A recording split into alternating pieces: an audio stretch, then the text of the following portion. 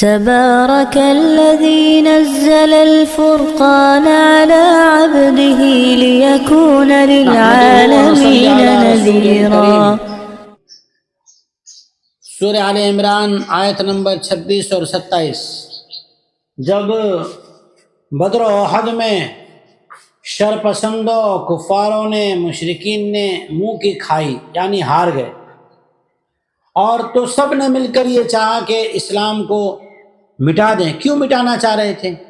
اس لیے کہ اب تک جو انہوں نے اپنی باتوں میں لوگوں کو اندھ بھکت بنا کے اور آنکھوں پہ پردہ ڈال کے جو غلط چیزیں چلا کے لوگوں کو غلامی میں اور مزدوری میں اور ظلم و ستم میں جو باندھ رکھا تھا، قید کر رکھا تھا، لوگوں سے وہ جہالت کا اور گمراہی کا، رسومات کا پردہ اٹھ کے حقیقت سامنے آ رہی تھی، اور لوگ آزاد ہو کے اپنی زندگی اپنے قدموں پہ جینے کا راستہ سیکھ رہے تھے۔ اسلام نے اپنی زندگی کو اپنی مرضی سے جینے کا جو طریقہ سکھایا ہے، اللہ تعالیٰ نے وہ طریقہ اسلام میں بتایا ہے۔ تو اس کے لیے سارے عرب جمع ہو گئے، سب جمع ہو کر اسلام کو مٹانے کی کوشش میں جڑ گئے۔ اسے قرآن کی زبان میں غزوہ احزاب کہتے ہیں اور اردو زبان میں غزوہ خندق کہتے ہیں۔ خندق کی طرف اس لیے منسوب کیا گیا کہ کھائی بنائی گئی تھی۔ اس کھائی کے دوران میں، کھدائی کے دوران میں ایک پتھر آیا جو ٹوٹ نہیں رہا تھا، تو اللہ کے نبی علیہ السلام کو سلمان فارسی رضی اللہ تعالیٰ عنہ بلانے گئے، بلا کر لائے۔ آپ علیہ السلام نے 3 مرتبہ اس پر ضرب لگائی تو تینوں مرتبہ چنگاریاں نکلی۔ تینوں مرتبہ میں اللہ کے نبی علیہ السلام نے الگ الگ پیشے نگویاں سنائی۔ پہلی بار میں فرمایا حیرہ فارس کا محل، اور پھر دوسری بار میں کہا روم، تیسری بار میں کہا یمن۔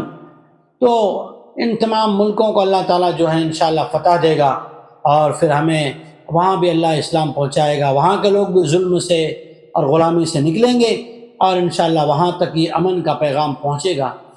تو اللہ کے نبی علیہ السلام سے کہا گیا کہ آپ ان کو سنا دیجئے کہ حکومت تو اللہ کی ہے، اللہ ہی بندوں کا مالک ہے، رب ہے، پروردگار ہے، اسی کی ماننا چاہیے اور لوگوں کو غلامی سے نکال کے آزادی دلانا چاہیے۔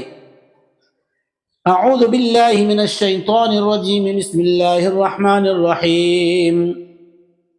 قل اللہم مالک الملک تؤتی الملک من تشاء وتنزع الملک ممن تشاء وتعز من تشاء وتذل من تشاء بیدک الخیر انک علی کل شیء قدیر۔ اے نبی جی آپ کہہ دیجئے کہ اے اللہ،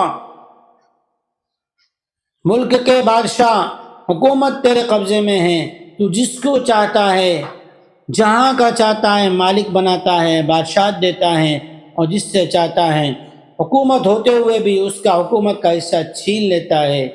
تو ہی چاہتا ہے تو عزت دیتا ہے، تو جسے چاہے ذلیل کرتا ہے، یعنی حکومت چھین کے اسے روڈ پہ لا کے کھڑا کر دیتا ہے۔ یہ سب قدرت اور حکومت تیری ہی ہے۔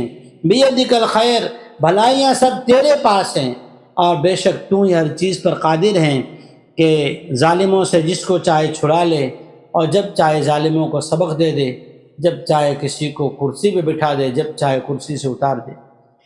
تولج اللیل فی النہار وتولج النہار فی اللیل وتخرج الحی من المیت وتخرج المیت من الحی وترزق من تشاء بغیر حساب۔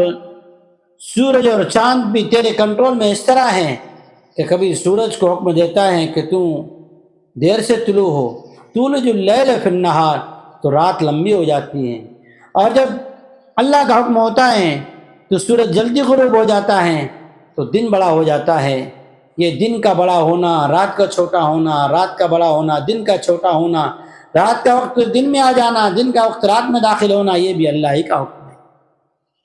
وَتُخْرِجُ الْحَيَّ مِنَ الْمَيِّتِ وَتُخْرِجُ الْمَيِّتَ مِنَ الْحَيِّ، اور زندہ کو مردے سے، انڈے سے، سیپ سے، اللہ تعالیٰ کیسی کیسی چیز کو پیدا کرتا ہے، اور پھر مردے کو زندہ سے، یعنی ایک زندہ ہے اس میں سے ایک مردہ چیز انڈا ہے، اس طرح کی کئی چیزیں ہوتی ہے، اور اس کے بعد پھر اس میں زندگی اللہ ڈالتے ہیں۔ وَتَرْزُقُ مَن تَشَاءُ بِغَيْرِ حِسَاب، مال کا مل جانا کمال نہیں ہے، مال اللہ جس کو چاہتا ہے دیتا ہے، مال کامیابی نہیں ہے۔ صحابہ کے پاس کچھ نہیں تھا، سب چھین لیا، پھر بھی اللہ تعالیٰ نے ان کو وہ بشارتیں سنائی، ہیرا، روم و فارس اور یمن، سارے اللہ نے ساری جگہ ان کو پہنچایا۔ امن کا پیغام رکتا نہیں، شرط ہے کہ نیت صحیح ہو، سوچ صحیح ہو، کرنے کا کام اور اس کا طریقہ صحیح ہو۔ اللہ تعالیٰ ہمیں اپنا یقین کامل نصیب فرمائے، اللہ جل شان مخلوق کا خوف ختم فرمائے۔ وآخر دعوانا ان الحمد للہ رب العالمین۔